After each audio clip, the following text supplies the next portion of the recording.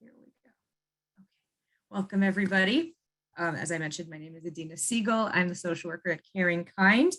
I would like to also thank tonight Ziyang Cheng, who has volunteered. She's interned with us and in the past, and she has volunteered to monitor the participants. If people need to be muted, she's also going to monitor the chat. And so I wanted to thank her for that. And welcome to Coping with Caregiving and Difficult Emotions. This is actually a pretty popular offering of ours. And I'm sure in this season, it's very understandable. So I am very excited to have you here, and I hope you will find this presentation helpful. So our agenda for tonight is that we're going to take a nice big look at anger. We're going to get an understanding of anger, what it is, what it can look like, a look at guilt. A lot of times they're tied together.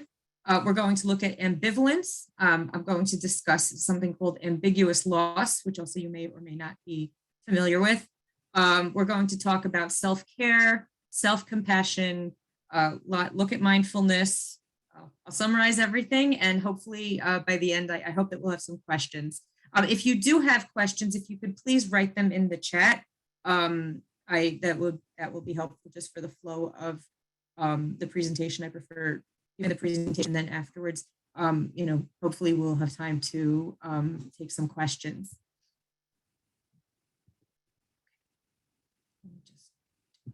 So when we're understanding anger, and I know a lot of times anger can be a taboo emotion. A lot of cultures do not want anger to be expressed, do not think anger being expressed is a good thing. But anger is actually something that can be kind of neutral. It's actually a signal from our internal, both our physical body, our emotional, and from our emotional standpoint, that something's not working. Something is not working for us, and we want it to be changed. It's never, obviously it's not so good to act out in anger, to lash out in anger. I am not advocating that, but it is important to listen. If you're angry, your body is telling you something, and your mind is telling you something, and you want to try to figure out what exactly is it that's not working that can be changed. Another thing to bear in mind is that anger is a secondary emotion, which means that there's a bigger feeling that anger is covering up. So a lot of times, especially in the caregiving context, anger can come from feeling powerless, from fear, and from sadness. Those are all things that maybe are hard to really come to terms with. So anger is kind of, the automatic go-to that we can, hang on to. When it comes to people dealing with caregiving situations of people with dementia, there are a lot of things that can trigger anger on top of regular things that can trigger the anger. A big one that I hear from a lot of my clients is the repetitive questioning and annoying behaviors. It can be really hard to stay patient with somebody when you have been answering the same question 6 times in an hour. It's just, we're, being human. Another thing that can trigger anger when providing care for someone with dementia is that when the person who has dementia uses poor judgment. And sometimes, it's one thing if, their poor decisions just affect them. It's not, even as a caregiver, you don't necessarily like that. But a lot of times they may make decisions that can negatively impact the caregiver's well-being also. And there are some situations where a caregiver really doesn't have control over, what that person does. And that can be really, frustrating and can cause anger. Another major thing that can be triggered when providing care is when the caregiver and the person with dementia have to deal with the medical and long-term care system. I'm sure I don't really have to tell people how difficult and frustrating that can be. It can be confusing. Things may not be done, the way that is preferred by either the caregiver or the person who has dementia, or both. And it can really leave you feeling very powerless. And as I mentioned in the first slide, but that can certainly lead to feelings of anger. Family conflicts can exacerbate these feelings. There could be longstanding issues from the past that come up, that pop up once a person, has dementia or has been diagnosed with dementia. Sometimes it's not seeing eye to eye around care for the person with dementia, and then there are, major fights over that. Yeah, that can be pretty infuriating. And then lastly, and this is by no means an exhaustive list, but these are certainly things that I have come up with in the course of my work with clients. Feelings of grief and loss. We don't want to acknowledge. It's not that we don't want to, but it's hard to acknowledge the losses that come with dementia, and the losses are incremental losses that happen all of the time. It's part of the disease. It's loss of cognitive functioning, fairly slowly. So it's anytime there is any of these behaviors that I've even mentioned, aside from it perhaps being annoying or frustrating, it also can trigger feelings of grief and loss, because it's also showing the family members that the person is losing their abilities, and that will trigger feelings of grief. So people display their anger in different ways. So here are a few of the types of styles that can, be portrayed in anger. You have the people who are known to have the short fuse. It's reactive anger. Anything, any sort of pushback or any sort of something that doesn't go your way, you just lose it and just get angry at it. Then there's the volcanic anger, where you keep things together for a while, and then it's like that little thing that happens that just starts, that just gets you going. And I honestly, when I'm going through all of these styles, I don't know if any one person only does one of them. I think there's a sort of like a mixture depending on the situation and personalities. So, there may be some days where a person will have a really short fuse, like maybe they, that sort of waking up on the wrong side of the bed, or maybe not getting sleep at night, will certainly make it harder to be able to keep yourself calm.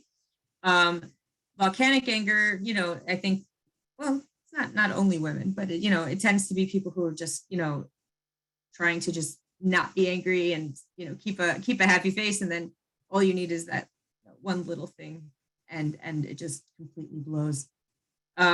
Passive aggressive anger is actually where a person won't outwardly show that they're angry, but they'll display the aggression in passive ways. So, giving the silent treatment is one way. Saying you're going to do something and then not do it is another way. Doing something, kind of underhanded, in a way that will annoy the other person because you're upset at them. You're not directly expressing the anger, that to the person that you might be angry with, but you're just passive aggressively showing it more in your behavior than in your words, and you're not doing it in a way that actively confronts that person. And then lastly, you have the projecting anger. So you're not getting angry directly at that person, but you're going to blow up at a safer thing or a person. So it's, similar to like, you were upset at your boss, so you yell at the cat, or things like that. You're yelling at a person who might be safer, or a thing that might be safer, but you're not doing it directly at that person who is actually bothering you. Guilt is something that kind of goes hand in hand with anger, particularly when it comes to caregiving. A lot of times people, who call for counseling for caregiver counseling will say, they get angry, they're getting angry at the person who has dementia, and then they feel guilt. Then they feel angry that they're feeling guilty. And it's this never ending cycle of just this anger and guilt roller coaster. Another thing that comes with this anger guilt kind of spectrum are feelings of ambivalence, which is also really common in caregiving situations. What ambivalence means is that it's the experience where you're feeling two different emotions that actually conflict with each other at the same time. So one common experience people have is that, they'll be wishing for the person with dementia to die, but they also want them to live. It's not that they want them to die, it's that they want the experience of them having dementia to be over. And unfortunately, dementia is a terminal disease. Well, Alzheimer's and other dementias are terminal. So, that's one example. You know, feeling ambivalent about taking care of oneself, when you have all these caregiving responsibilities. How am I'm not doing my job right, but at the same time feeling really resentful about the fact that, you can't go out and do what it is that you want to do. Those are all good examples of ambivalence that comes with dementia caregiving. Now, I mean, it's normal to experience it, in small doses, but, if there's a constant ambivalence or a fairly regular occurrence, it can contribute to very intense anxiety. I do want to say, though, that all of these, this is all normal within the caregiving experience. I think the most important thing is for caregivers to know is that acknowledging these ambivalences helps move forward, or helps you to move forward and process these emotions and not act them out. One thing we really recommend at Caring Kind is joining support groups, because you really can talk about these things in ways and are encouraged to talk about these things with people who are going through the same thing and who are experiencing the same things and often experience the same emotions. And it does help in terms of being able to process it, to kind of keep it, in the front part of the brain, which is, what keeps us in check and in control of our emotions and regulated, and not acting them out, either, with the person you're caring for or with another, person in your life that, would not be a healthy thing to do.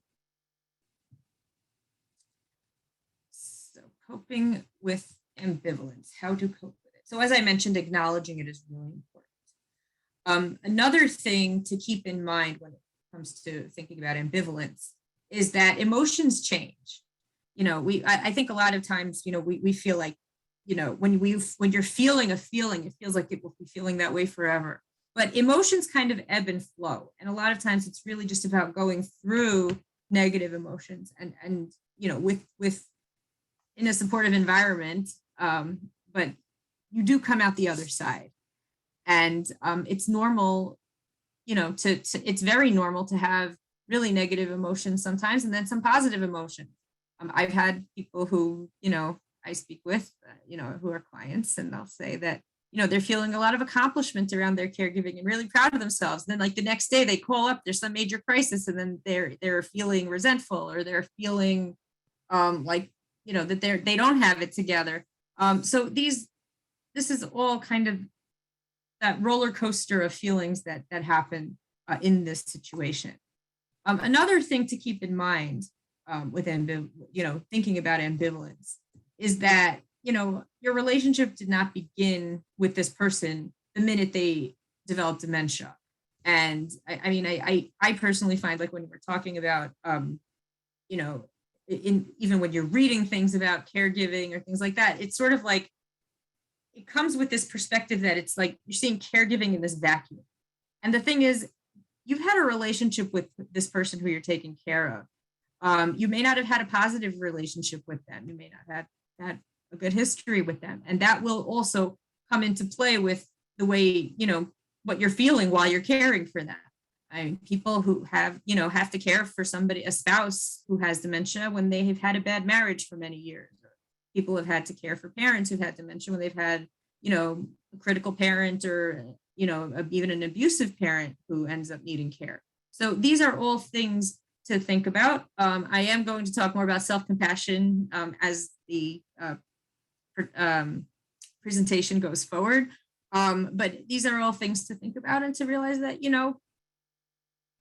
there's a whole holistic thing going on with this, in this caregiving relationship, and it isn't just about caregiving for a person with dementia in like a petri dish where it's isolated from everything else that has ever happened. both your feelings towards the task of caregiving and the actual care recipient will affect ambivalent feelings. Just kind of what I just said, that, you're, both, some people are just natural caregivers and they love caring for people. They're the people who, like, you go to their house and they make sure that, you take home food and, do you need, if you need anything, they're the first ones to ask if you need anything. They're the first ones to give it to you. They are, like natural born caregivers. I mean, there are things to say about that too, but there are people who have that innate drive. There are other people who find it much more harder, people who just are not naturally nurturing, and they're going to find the actual tasks of caregiving difficult. Some people might be nurturing. I mean, there are some tasks of caregiving that are difficult for anybody once it comes to dealing with the physical care of things. And that's also going to affect the feelings around the tasks, around the caregiving. And then, as I mentioned, the actual care recipient's relationship with you is also going to affect those ambivalent feelings as well. And if there's anything else I can tell you that you will take away from this program, is that these feelings are all normal. And it's important to acknowledge them to yourself, even though they might be hard. I have found that all feelings are very normal within the context of caregiving, even the positive ones. So I find even for caregivers to just tell themselves, reassure themselves that feelings are normal, and sometimes ease some of that pointedness of the difficulty of the emotion. Oh, if you could please, if you could please mute. Thank you. It helps me if everybody's muted. This way, it's easier for me to do the presentation. Thank you. So Pauline Boss is a psychologist, and she coined the term ambiguous loss. This actually was a term that she developed from her work in the 70s, where she was working with families of people who were missing in action in the Vietnam War. And she found that there was this experience of the person being there but not there, like, they're not alive but they're not dead. And she later found that this kind of experience can be extrapolated to a lot of different other contexts, including people who are taking care of somebody who has Alzheimer's or other forms of dementia, where it's actually kind of the exact opposite of somebody who's missing in action. Somebody who's missing in action is not physically present, but perhaps emotionally present, because you don't have that closure of a death. With Alzheimer's, you have somebody who is physically present, but they are certainly not emotionally present in the same way, and you may not even be experiencing themselves as they used to, because there are oftentimes a lot of personality changes. And so then there's that same kind of experience of the person being there, but not there. And the way Pauline Boss kind of, says to deal with this issue is sort of looking at this ambiguity as a challenge, something to kind of be tackled with and how to live with it. And her idea is helping the family members to be able to use this kind of both and thinking. It's not, in fact, I don't know if anybody is familiar with improv, but they actually have this idea of yes and, like, let's say if somebody presents something, that it's raining, and then, another person will present and, there's this box, somehow they'll be like, yes, it's raining and there's a box. And so somehow you kind of put these things together and create a whole story out of it. So it's kind of like the same thing, the person is gone and here at the same time. I can take care of both him and myself. I am a caregiver and a person with my own needs. So it's sort of trying to not stay in this kind of box of that the person is no longer here, or I'm a caregiver and how can I do anything other than care for that person, and to sort of be able to work on oneself to get to a point where you can hold both realities of being a caregiver and being a person who has other interests and needs that need to be cultivated. The person who has dementia is physically here, they're not the same person that they were. And being able to hold both of those things at the same time. And it's not easy. I mean, it's ambiguous loss is a form of grief.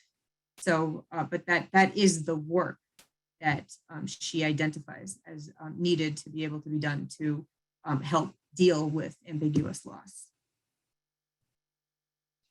So another, and I think that, well, this is related, but self-care is really important when it comes to caregivers and with dealing with anger and guilt. Because if you're not feeling well, if you're not taken care of, and I'm going to point out that self-care is not just about physical care, it's about physical, mental, psychological, spiritual, even financial and professional and environmental. Like, it's really like it's the whole gamut of one's life. And another thing I think that's important to point out is when it comes to self-care, a lot of times we think about, you can go to a spa or you can buy this product or that product and everything will be great and you're dealing with self-care. More often than not, when we're talking about really good self-care, we're not talking about, needing to buy something or subscribe to something or do something like that. Oftentimes, it's not even necessarily fun. Budgeting is a form of self-care. Not too many people find that fun, but in the long run, you are taking care of yourself. I remember I had a boss who said that she encouraged everybody to save, and she said her father always used to tell her, first you pay yourself, and you put the money away in an account, usually like an IRA account. But the point being that it's not necessarily a fun experience. You are not going to feel invigorated by it, but you are taking care of yourself. Even with exercise, I mean, some people love exercise, other people can't stand it. But at the same time, it is caring for one's body. It is doing something that is healthy and reaps benefits in the long run. So I do want to just point that out, that when we talk about self-care, it's not all just about, pampering ourselves and products. It's about literally taking care of ourselves. And so I mentioned the physical, even emotional, setting boundaries with people. That's not always fun, but that's a form of self-care. Taking time for spirituality, taking time for socialization, which also is for caregivers can be really hard, because who has the time? But even if it's, being able to get some respite, which we can also talk about as also a way to deal with, that is also a form of self-care. Getting help. I mean, I feel like I'm kind of veering into some of our other seminars, but no one person can fully care for another person, especially a person with dementia, and it really does take a village. And so getting home care in place or getting some form of respite care in place is important just to be able to take steps towards one's own self-care. So I'm plugging that one in, and then perhaps you can take an hour to go and meet with a friend for lunch or for coffee, if that's more feasible. I mentioned financial and environmental, even doing the laundry and stuff like that. Not fun, but it is part of self-care. And professional, making sure that we attend to, particularly those of us who are working, to be able to attend to our professional needs is also a form of self-care. So I did touch on self-compassion. So self-compassion is a term that's coined by a psychologist named Kristin Neff, who you will, I have a video of her, so you will get to see her later. And she has a whole book, it's called Self-Compassion, and it's the act of being kind to oneself. It's treating yourself and speaking to yourself the way you would a friend. I mean, when you think about the way you talk to yourself when you make a mistake, just think about that right now. If you made some grand mistake, how would you talk to yourself? And then think about how you would talk to a friend that way. It's usually very different. Usually, when we can be the most abusive to ourselves when we, when we're critical, and even if we had a friend who was doing who did the exact same thing, somehow it'd be like, oh, it's okay, you didn't realize it was just a mistake, or you're only human, or we'd find some way to kind of like assuage that person's feelings, right? When it comes to ourselves, we usually don't. And so self-compassion is to sort of try to cut that out and to be able to talk to ourselves the way we would talk to a friend. And there are three core points to it. So one is self-kindness, which is probably basically talking to yourself the way you would talk to a friend, just as you would be kind to somebody else, be kind to yourself. Common humanity, being able to connect with the fact that it's part of the human condition to mess up, or it's part of the human condition to not have things go the way we want. And it's not about it being a personal, being personal to us or something bad about us. It is just part of human existence, which also kind of releases some of that edge of the negativity that's going on. And then the last thing is mindfulness, which is really just about being in the moment and staying in the here and now. So I'm gonna do a bit of a deeper dive into mindfulness. I'm sure people have heard about it. It's really, I know it's being used in corporate world and all sorts of things. It's heralded as this great, wonderful thing. I do think it is a very useful tool. It's really about just slowing down and being conscious in the moment at hand. And there are many different ways to do this. You can go on YouTube. There are a ton of mindfulness videos. And most of them, well, they're all on YouTube, so they're all free.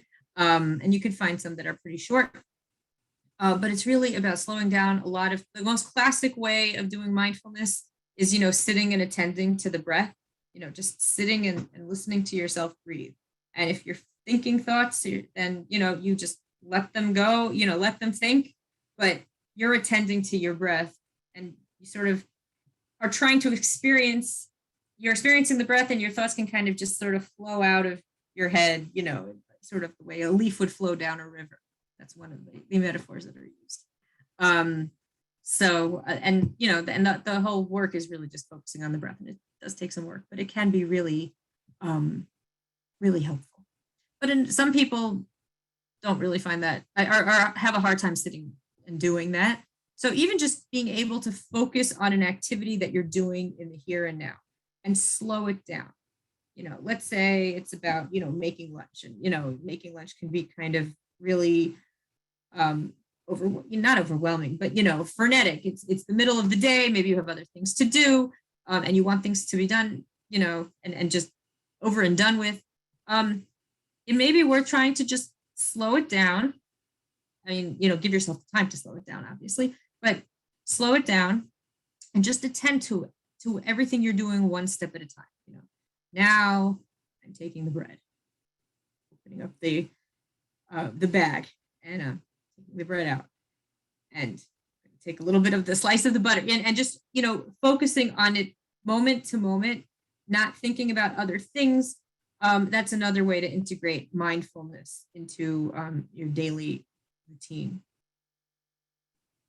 So I have these two exercises. I can do one of them right now.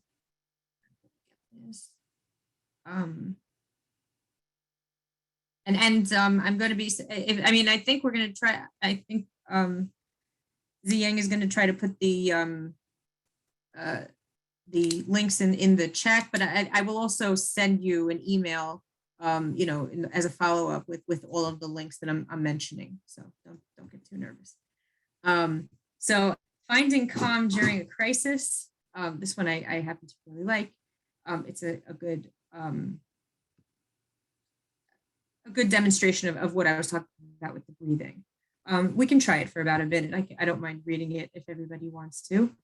You can just make yourself comfortable in your chair and keep your legs uncrossed and your feet flat on the ground, and place your hands between your knees or on your stomach.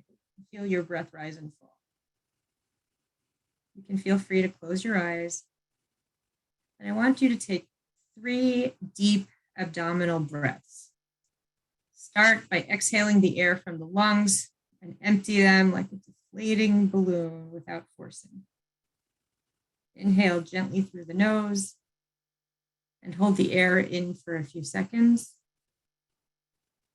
And then exhale through the mouth, letting the air escape from the lungs. And again, you don't want to force, you want to just let it go naturally. And let's repeat it. We're going to exhale. We're going to empty out like a deflating balloon. Inhale gently through the nose. Hold for a few seconds. And then exhale through the mouth and release. And then you want to release your shoulders, jaw, cheeks, and forehead, and just focus on your breathing. And you want to try to feel the back and forth of the air coming in and going out again. And actually, what I've heard people saying is, just imagine that your breath is like a wave. First it rises, and then kind of crests, and then it goes down. And you just kind of imagine that. It can be very calming. And then at the end of this activity, or at the end of this exercise, you can find a pleasant thought and calmly pay attention to it before you're going to return to the day's activity. So that's one example of what we're talking about. Let me just get that. Oh, I think we can do this. So I have some other somatic exercises for distress that might be helpful. And these actually might be helpful when you're actually in a moment of anger, because these are designed to kind of try to calm the nervous system. So one is if you put your hand on your heart and your hand on your stomach. Take some breaths in, breath out. And you can try to think about what's more comfortable, the hand on the heart or the hand on the stomach. Some people find it more comforting to have it on the heart. Some people find it more comforting to have it on your stomach. And if you find yourself getting like really activated about it, really activated or angry about something, it may be helpful to kind of just put your hand on both these places or on one of these places and see it does have a calming effect. Another thing that you can do when in the moment, this is from Peter Levine, who does somatic interventions or somatic experiencing. And this is called self-holding. So you can even see a picture of him doing it, sort of. And what you're basically doing, here you go, here's the picture, is you're putting one hand under your arm and one hand over your arm. It's almost like you're giving yourself a hug. And this also can have a calming effect, especially when you're feeling kind of activated and angry or upset about something. So that's another kind of little trick you can do to also try to calm yourself down a notch. I would also say that if you find yourself, getting, angry, it's also important to find some sort of space to be away from the situation, even if you have to like excuse yourself to go to the bathroom or something. Just taking that step back can be helpful, and then you can do this stuff, which can have an even greater effect. But I think that's important, and sometimes even just being able to just leave the room for 3 seconds and take a deep breath. Don't underestimate the deep breath. That can really also do a lot to kind of at least give you a little bit of a jolt out of that intense feeling.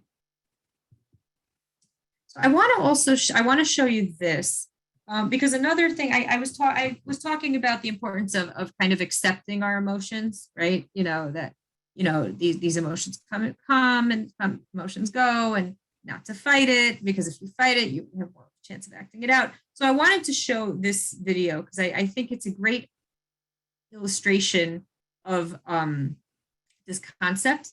It's using a Chinese finger trap. I don't know if everybody is familiar with these, but it's where you put your fingers into this little tube. And if you try to get your fingers out, it actually tightens. And the only way to get it back is to put your fingers in. So I'm going to show you this. Let me just make sure. Does everybody hear it? I just want to make sure. Does everybody hear? Because I know there's. No. You don't. Okay, I will share audio. I have to share audio, I think. Mm,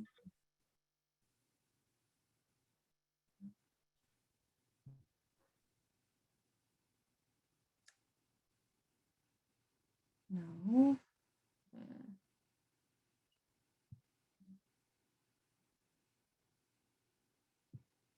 See if I can.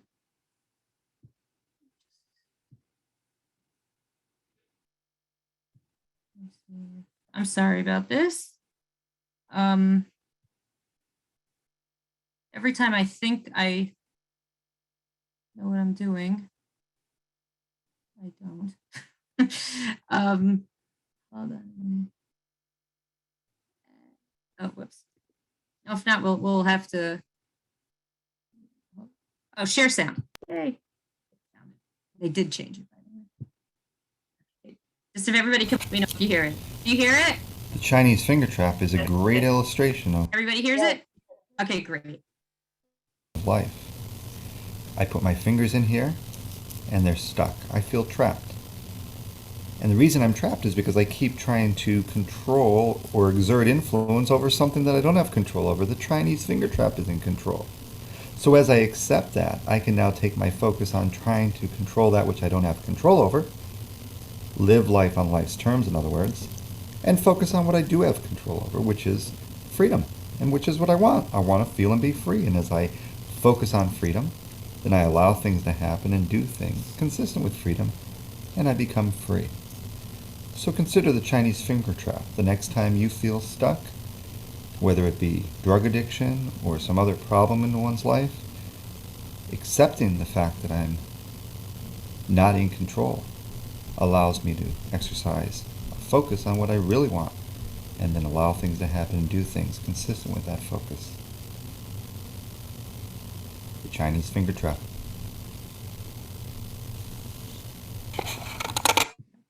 Oh, whoops. The Chinese finger.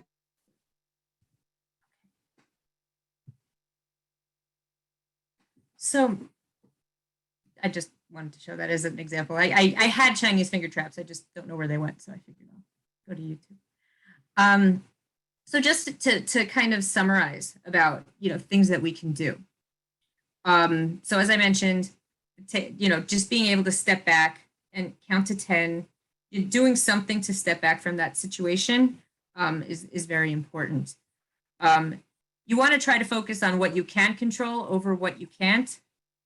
I mentioned practicing self-care. The better you feel, the better control you will have in those situations where things will start making you feel more angry or guilty. You want to work on accepting all of your feelings. Doesn't necessarily mean acting on them, but at least accepting them and not acknowledging that they're there, and getting support. I would also add getting support to deal with those feelings as well. Forgiving yourself. I think it's really important as caregivers to realize that there's no such thing as a perfect caregiver. Just as I'm sure people are familiar with the concept, there's no such thing as a perfect parent. There's only the good enough parent. There's no such thing as a perfect caregiver. It's the good enough caregiver is what's needed and is what's best. Just as for the parent. Cultivate patience with yourself and the person with dementia. So this can be hard because some people are naturally patient. Others it really takes a lot. And I think it's important to also be patient with yourself when it comes to all of these things, because you need patience just as much with yourself, just as much as that person with dementia needs patience. Know that resistance to feeling uncomfortable feelings causes more pain, right? Just like with the Chinese finger trap, it just gets tighter and you get stuck in it. Try to find opportunities for pleasure and joy in life.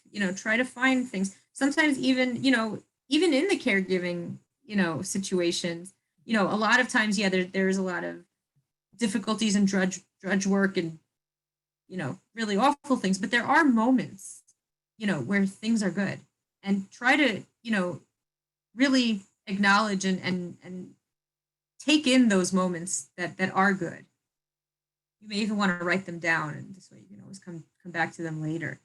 And I know there's now, well, it's not so new, but there's the idea of doing a gratitude journal. And even just doing something like that, I actually personally, tried doing it at one point, and I did find that it was helpful. It does sort of kind of make your brain start focusing on positive things, not necessarily to, forget that there are negative things, but it helps to sort of, it sort of keeps you more attuned to the positive than the negative. And then also, as caregivers, especially dementia caregivers, you're living in two realities and trying to embrace that yes and mentality. Another thing, so as I mentioned, accepting feelings are very important. Asking for help is very important. I mentioned, getting the help and getting home care is really important. So I want to just mention things that Care in Kind does. We have a helpline. We're here to help with information and referrals.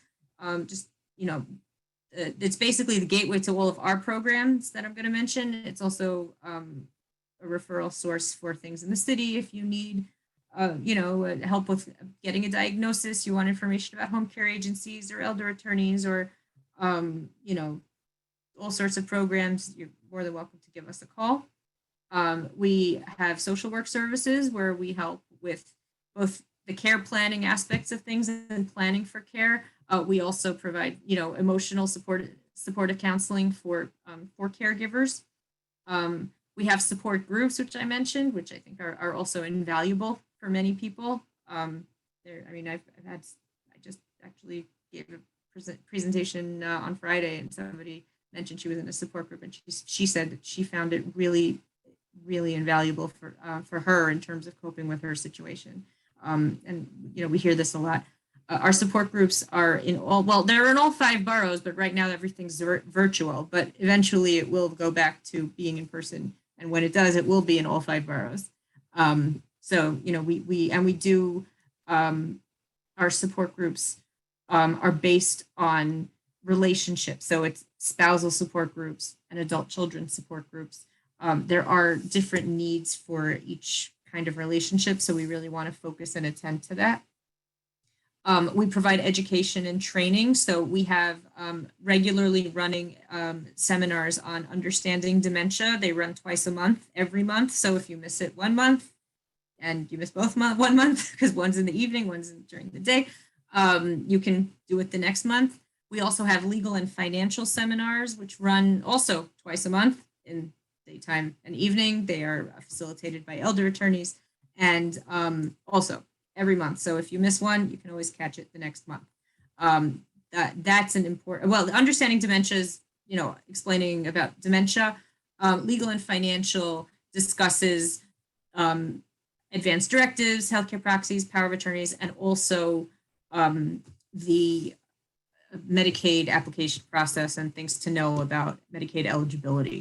A lot of people don't realize that they actually could be eligible for Medicaid using various trusts for income and for assets, which the attorneys can talk about better than me, but just for people to be aware that there are those options.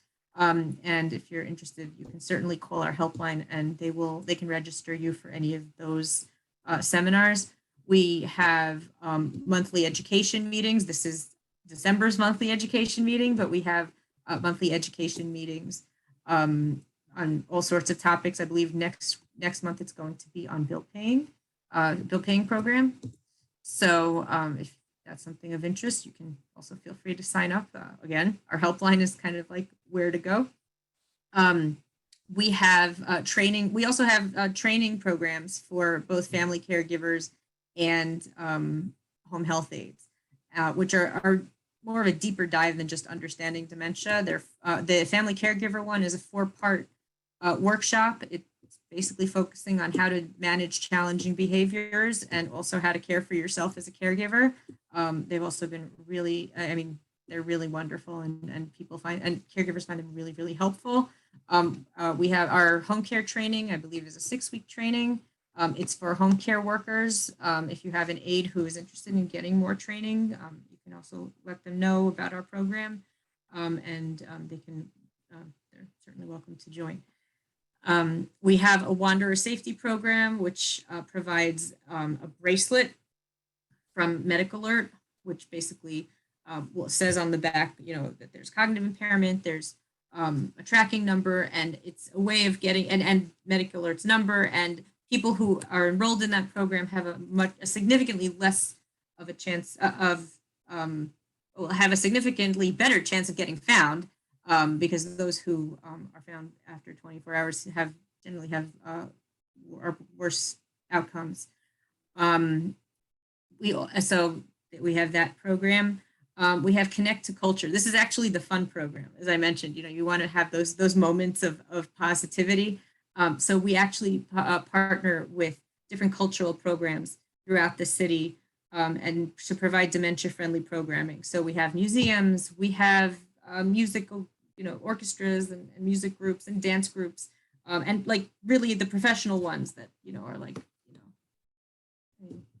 so it's really very fun. And people really find it enjoyable. And it's for both the caregiver and the person that they're caring for. We are also, literally tonight, opening up we're inaugurating our early stage services, or I should say re-inaugurating our early stage services. We used to have them a number of years ago, and now we are reopening them.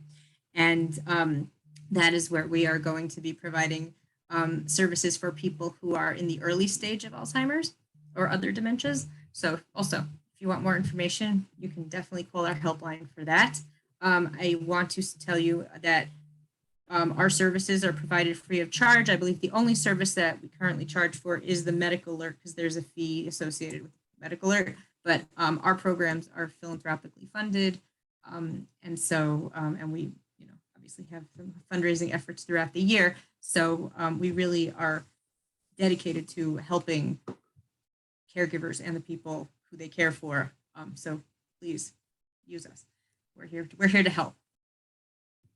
So that being said, before we go on to questions, I mentioned Kristen Neff.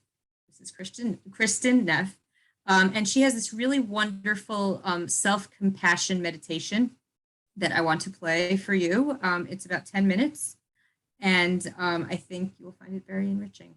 So I'm going to put her on. I'm also there's also her website in the bottom if anybody is interested, and then we'll take questions after that. So let me do this. If everybody can just tell me if they hear her once I play this, I'll appreciate that. Hello. I'd like to lead you through You hear her? Yes. Okay, great. Thank you. practice called Compassion with Equanimity. And it's designed for caregivers to be used in actual caregiving contexts. Although whoops, sorry about that. I'm going to do it this way. I'm going to make it a full screen just because it's nicer. Oh, what am I doing? Is not it? Sorry. Hey guys, welcome to Forward. No. We're a new type of doctor's office that's providing preventative primary care. Hello. I'd like to lead you through a practice called Compassion with Equanimity. And it's designed for caregivers to be used in actual caregiving contexts, although I'm going to lead it more like a meditation. So go ahead and close your eyes. And imagine that you are in a caregiving context. Maybe you're caring for a patient or an elderly parent. Right, imagining a real caregiving situation, call it up in your mind's eye. Again, normally you would do this in real life, but for now we're going to imagine we're there.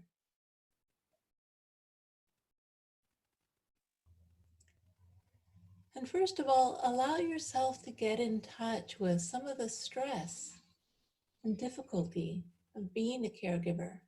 It's hard, right? We often feel overwhelmed or tired. Allow yourself to feel all your feelings, even if they're ones you think you shouldn't be having, like anger or irritation.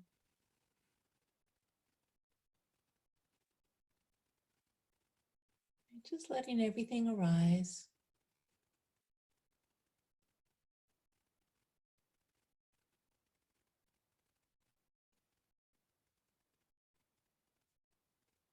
And so what I'd like to do is first I'm going to say some words of equanimity to remind us that although we may seem superhuman, we have our limitations. We are only human. But please just let these words drop into your awareness. Everyone is on their own life journey. I am not the cause of this person's suffering, nor is it completely within my power to make it go away, even though I wish I could. Moments like these are difficult to bear, and yet I will try to help if I can.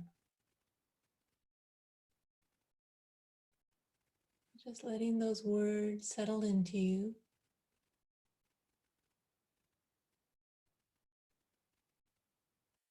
And starting to notice your breathing, particularly your in-breath.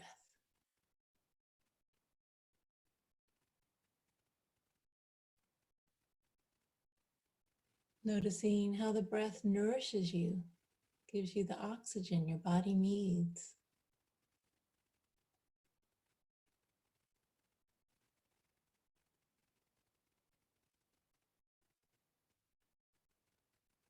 And as you breathe in, imagine that you're breathing in compassion for yourself.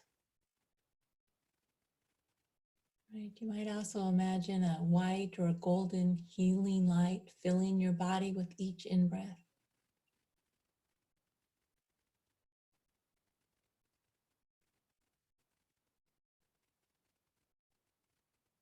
But as you breathing in care and concern for your own struggle and difficulty as a caregiver.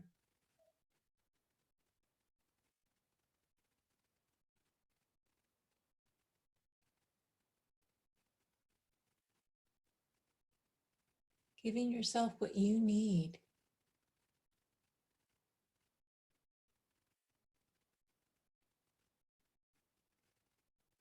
And perhaps that's strength, courage, peace, or simply compassion. Breathe in for yourself.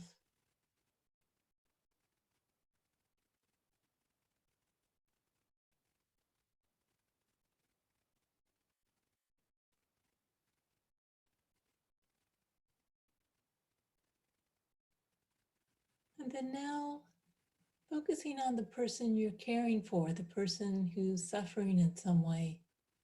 Right? Call the image of this person to mind, what they're going through. And start to focus on the out breath.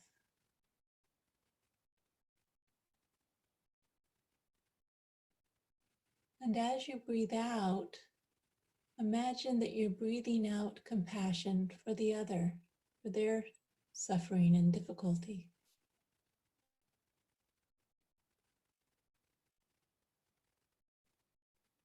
You might imagine that as you breathe out, you're filling their body with a golden healing light.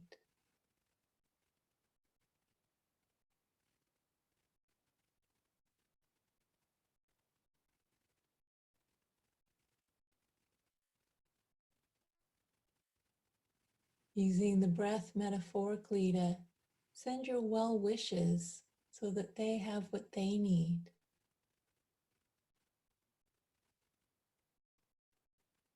Acceptance,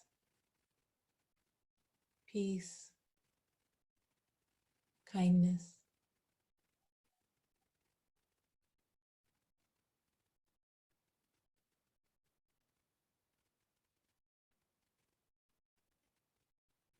And then bringing both together so that as you breathe in for yourself. And as you breathe out for the other. So in for me and out for you.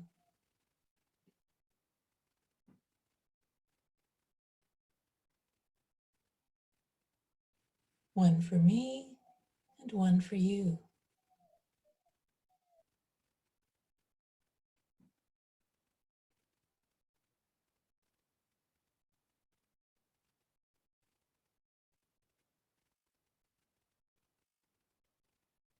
And if you like, you can adjust the ratio. So maybe your own stress, fatigue is really coming up for you. Feel free to breathe in more for yourself. 4 for me and 1 for you. 10 for me and 1 for you. Or, if the suffering of the person you're caring for is really salient, feel free to breathe out more for the other. But just make sure you always include both yourself and your other in your breathing, in your circle of compassion.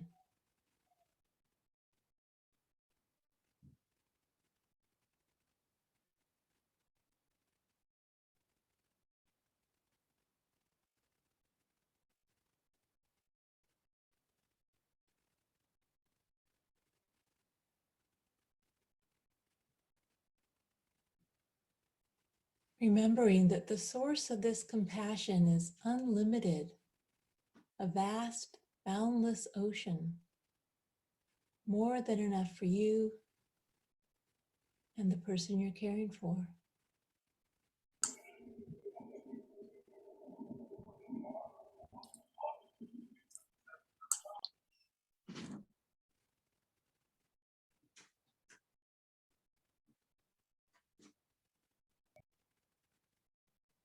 And once more, remembering these words of wisdom.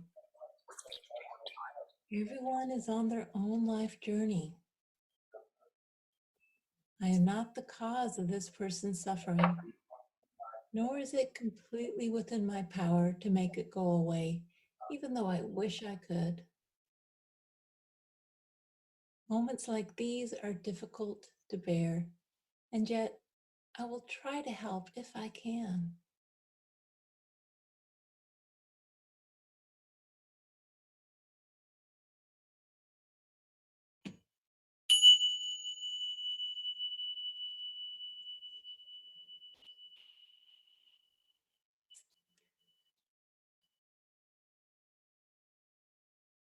So that's the practice.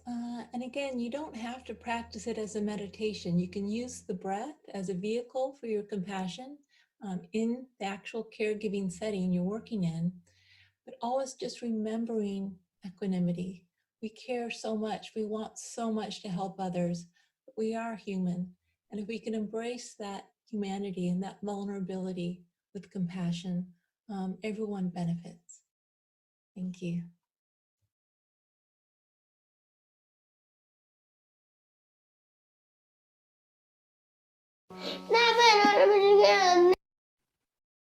Okay. All right, so I'm going to stop sharing for now. I hope that was helpful for people. So I see a whole bunch of questions in the chat. So I'm going to start with those questions first, and then we'll see if we have time afterwards. Let me just see. We have a whole bunch of questions for all I know they're not. Let's see.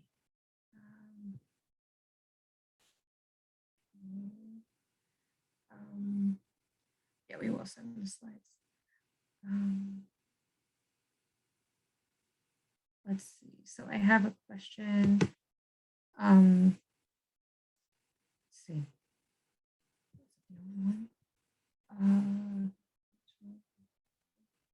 Okay, everybody. So I just see that I think it looks like Lauren wants to know about support groups. Some dementia with Barbara's master training this year, like support group ideas. Okay. So I'm assuming you're looking for a long distance caregiver support group, because I do believe that we do have a long distance caregiver support group at Caring Kind. I do I'm just trying to think of others that that I actually do know of a few others. It might make a difference, like where your parents live. In New York Um, City. I live in California, but I manage Okay. everything. So I was just wondering if we contact Julie to help us set that up. Like that would just be Um, super helpful. And also the bill paying thing you recommended, because I do all of it okay. from afar. Mhm. Oh, wow. Okay. So then, Mhm. what I would recommend actually is calling the helpline, because they'll set you up with the Julie's our I mean, you could, and she'll send us the right person, but she's more of our office person. So, I'll put the helpline in the chat. I think I It's got it. The okay. 744-2900. Yes. Yes. Okay. And that would be the best number to reach. I'm going to put that in just one more time for everybody. Thank you so much. Okay. So yeah. And the other thing I would say is, I mean, this is something that I don't know why it's not publicized more often, but the local, every district pretty much in this country has a local office on aging, and those local offices on aging are required to provide caregiver support, which includes support groups. So I would also recommend, I mean, we have in New York City, we have a Department for the Aging has several, I mean, it's based on the boroughs. Different boroughs have different programs, but in California, they also would have local caregiving groups sponsored by your local office on aging. So you can give them a call. You probably could also call 311 in New York City to see if your parents that in your parents' district, they might have a long distance caregiving support group. Or you know what, you can also call our helpline and we can try to get that info too. But I believe that we have a long distance caregiver group. But there are a bunch. It's just, it takes some legwork, unfortunately. Thank you. Okay. I will try those. Mhm. Sure. I see Lena's asking if we have chapters in other states. So right now we're New York City based. But I mean, hopefully eventually we'll have other chapters. Most of our programming, because of the pandemic, has been on Zoom. So because of that, we have sort of expanded to do virtual things, but we're New York City based. I mean, if you're interested in more of a general, dementia care stuff, you can certainly use this as a resource. But if you need resources like in your area, like we wouldn't know like local resources in your area, so we would have to refer you probably to the local Alzheimer's Association chapter or the local area on aging chapter, and get that. But in terms of like our seminars or our virtual, even some of our Connect to Care programming is virtual. So for all of those, you don't have to be a New York City resident, I don't think, anymore. So.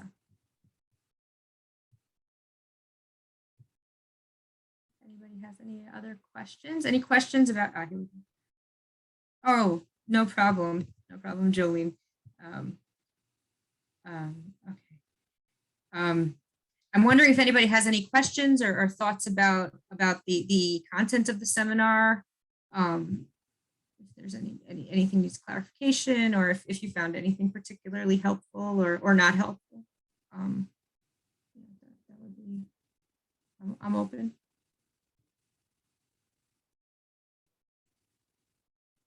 If not, I'm happy.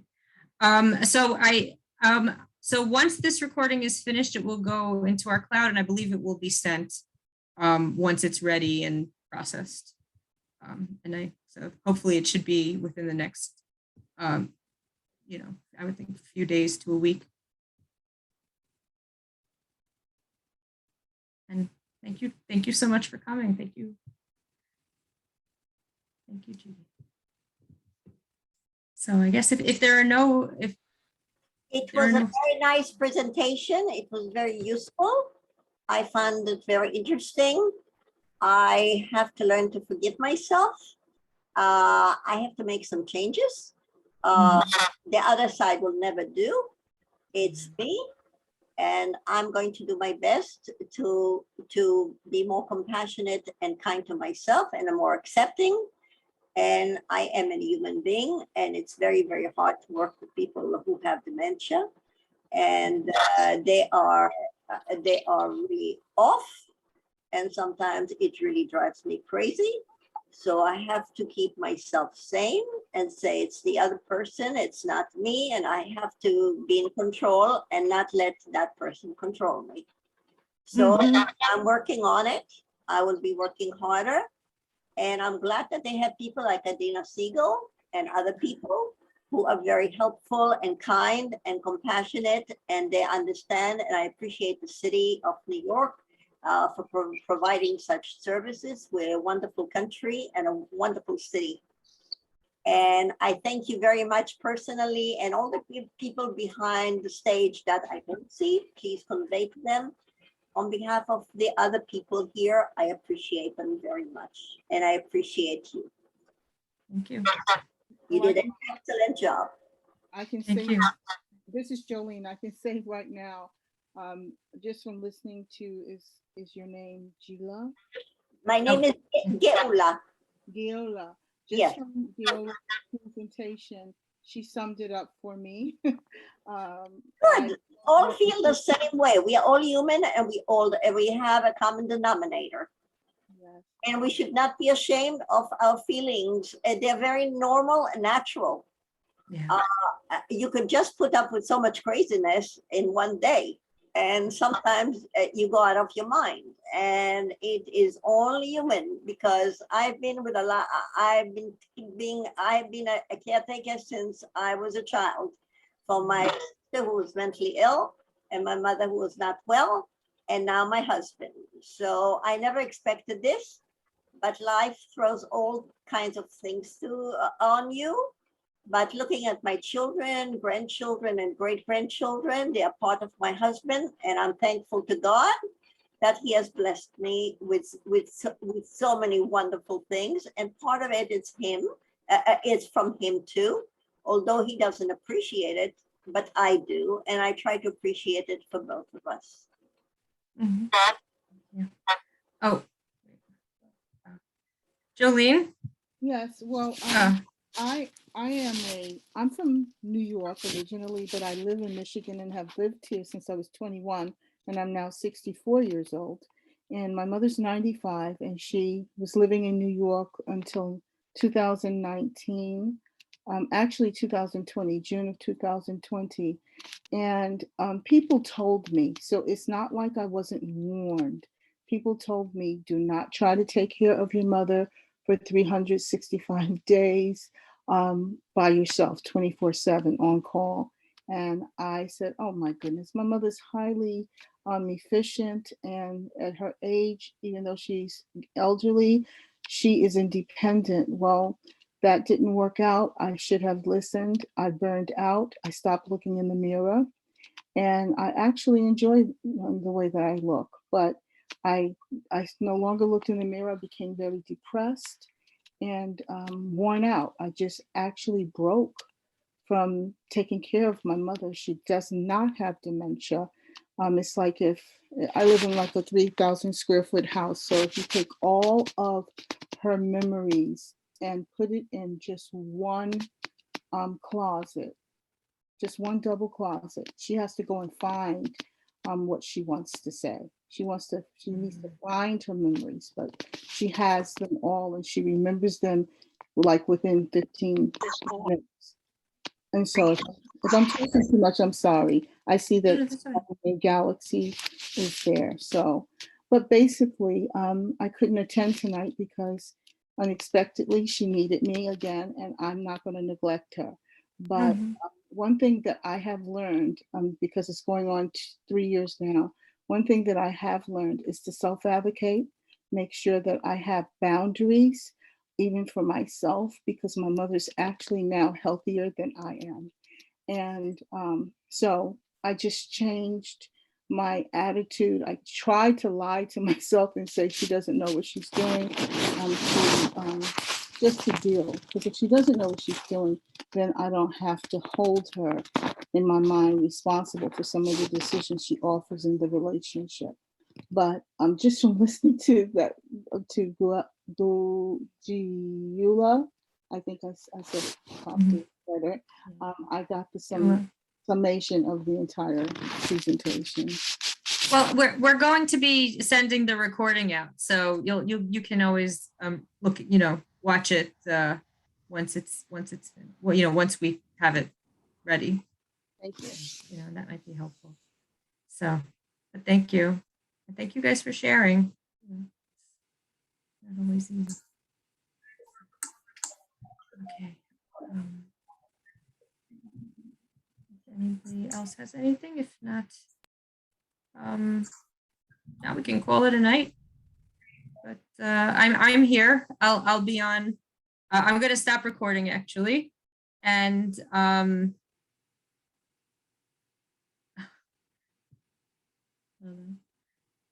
thank you, Teresa. Yeah, we can send the slides as well.